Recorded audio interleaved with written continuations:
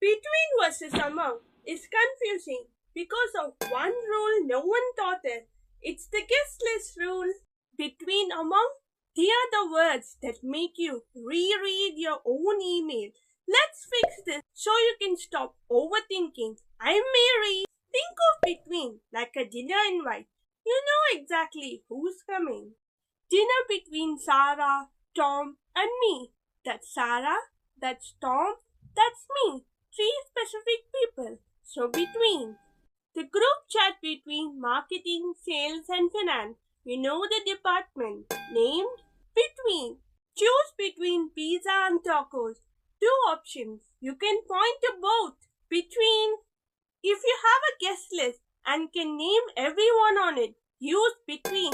Even if it's 20 people. Among is for when you just walk into a party and say, "Hi everyone, dinner among friends." Which friends? No idea. Could be 5, could be 50. General crowd? Among. The vibe among the team. You're not listing every teammate, just the team. Among. Hidden among the snacks. Which snacks? All of them. Unspecific pile. Among. If it's a general crowd and you're not naming names, use among. Here's a test. Do you have a guest list? The budget dash John and Priya. Guest list? Yes, John Priya. Between. The budget dash leadership. Guest list? No. Vague. Among. Pick dash the three finalists. Guest list? Yes, you know the three finalists. Between. Pick dash the applicant. Guest list?